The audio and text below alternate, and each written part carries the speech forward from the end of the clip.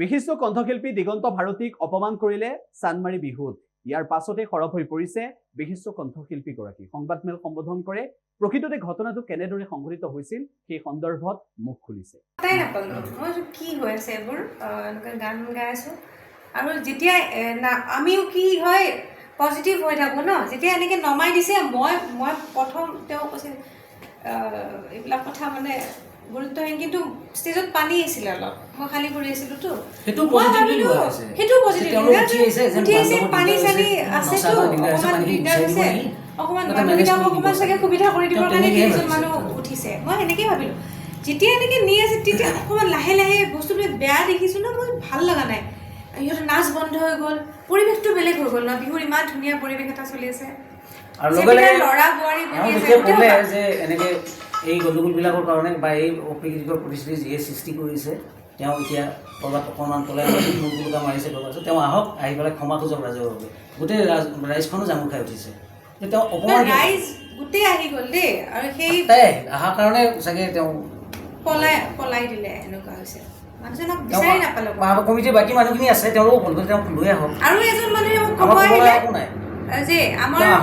কিন্তু পুনামে আছে চানমাৰীত, বদনাম নাই দেই, এনেকুৱা আৰু সেইজন মানুহে ফুল মদ খায়, মানে গোন্ধত ৰ'ব নোৱাৰে। তাৰপিছত লগে লগে মই ক'লোঁ এনেকৈ এয়া কমিটি এনেকৈ কথা পাতিব আহে, তেতিয়া ৰাইজে কিন্তু তেওঁক আঁতৰাই দিছে। নাই, তেওঁলোক কালচাৰেলি মই এনেকুৱা লাগে তেওঁলোক আছে মানে তাতে, যদিও তেওঁলোক আছে কালচাৰেল ছেক্ৰেটাৰী বা সভাপতিবিলাক হৈ পেলাই যে আছে, কোনো কালচাৰৰ লগত জড়িতই নহয়, মোৰ এনেকুৱা লাগিছে। তেওঁক চিনি নাপায় যদি কোনোবাই বোলে ভুল কৰি মোক মাতি নিলে, তেওঁলোকৰ যিটো ড্ৰেছ কোড, যিটো হেৰি আছিল, নৰ্মছ আছিলে, নিয়ম আছিলে, কোনোবাই বাৰু তেওঁলোকৰ আৱেগিক হৈ মোক ভাল পায়, দাদাৰ গান শুনো বুলি কমিটিৰ মানুহে তেওঁলোকে অজানিত ঠিক আছে, তেওঁলোকৰ নিয়ম ভংগ হৈছে যে তেওঁলোকে আহি মোক ভালে ভালে কোৱা হ'লেও হয়, দাদা এনেকুৱা হৈছে, মই বাৰে বাৰে কৈছোঁ এইটো কথা, কিন্তু সেইটো নকৰি মই কৈছোঁ নহয়, একদম তালিবানী মানে হিটলাৰী টাইপ, মই মোৰে বিহু মই কৰিম এনেকুৱা টাইপ। আমি আমাক নামিব লাগিব, আমি জিন্স পিন্ধি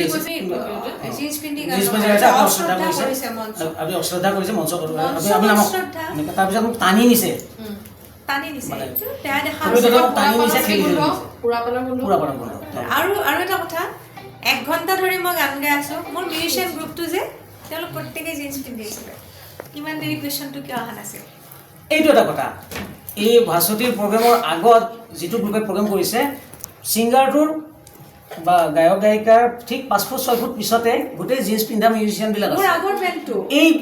মানে দুতলীয়া কথাটো কিয়? নিয়ম যদি নিয়ম, মঞ্চত মোৰ গোটেই মঞ্চত যিয়ে উঠে ধুতি পিন্ধি আহিব লাগিব আৰু মেখেলা চাদৰ পিন্ধি আহিব লাগিব, ব্যক্তিগত টাৰ্গেট যেন লাগে আৰু কিবা আশেষ আছে, বা মই ক'লো নহয়, বা দুটা ফৈদৰ মাজত কিবা ফাইট নেকি, তেওঁলোকৰ সংঘাত নেকি, মতানৈক্য আছে যে এগৰাকী উঠাব খুজিছে, আমি নমাই দিম, সেইটোও হ'ব পাৰে, তেওঁলোকৰ মাজত নিজৰ মাজতে হয়তো সেই কোঅৰ্ডিনেশ্যনটো নিজৰ মাজতে নাই। সাধাৰণ কৰ্মকৰ্তা এজন বা সদস্য হ'লেও বেলেগ কথা, তেওঁ বিষয় বা মানে বিষয়ববীয়া সম্পাদক, সাধাৰণেই হওক, সাংস্কৃতিক সম্পাদকেই হওক, যেতিয়া সম্পাদকেই হওক, কিন্তু এটা গুৰু দায়িত্ব লোৱাৰ পিছত তুমি মদ্যপান কৰি আহি পেলাই আৰ্টিষ্টক নমাবৰ অধিকাৰ তুমি ক'ত পালা? উঠাইছে কোনোবাই ভুল কৰি ভালে ভালে কোৱা, আৰ্টিষ্টে বুজি পাব যে আমাৰ নিয়মটো আছে, দাদা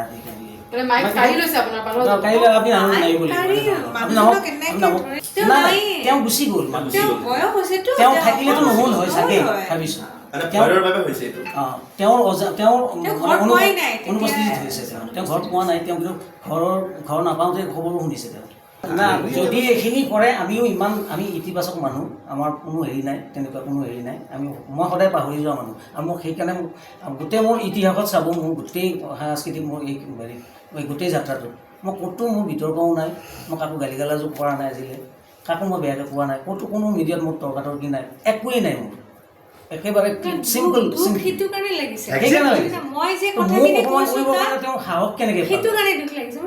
আটাইতকৈ ডাঙৰ কথা, ৰাতিপুৱা আটাইতকৈ জ্যেষ্ঠ আমাৰ এতিয়া বৰ্তমান জীৱিত অৱস্থাত থকা জেপি দাই ফোন মাৰিছে,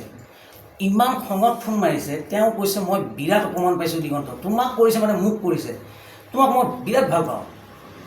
তোমাৰ তাত আমি আমাৰ প্ৰতিশ্ৰুতিবিলাক দেখা পাওঁ, তোমাক চানমাৰী বিহুৱে এই ধৰণৰ ঘটনা কৰিছে, চানমাৰী বিহু মানে কোনোবা দুজনে বেয়া কৰা মানে বাকী ভালকেইটাৰ গাতো পৰি যায় ন গতিকে তুমি মোক নাম্বাৰটো দিয়া কোনোবা মিডিয়াত মোক কোৱা মই বাইট দিম মিডিয়াত মই মোৰ খুব উজাৰিম মই মোৰ বিদ্ৰোহটো ক'ম মই যে এই কথাখিনি মই বেয়া পাইছোঁ মই গৰিহণা দিছোঁ তুমি মোক নাম্বাৰ দিবা মিডিয়াত তেওঁৰ দৰে মানুহ এজনে মোক এই ধৰণে সঁহাৰি জনাইছে আজিৰ ডেটত গতিকে ইয়াত মই বিৰাট দুখ পাইছোঁ আচলতে যিকোনো খবৰৰ বাবে যোগাযোগ কৰক 7099017330 লগতে 7099017110 নম্বৰত।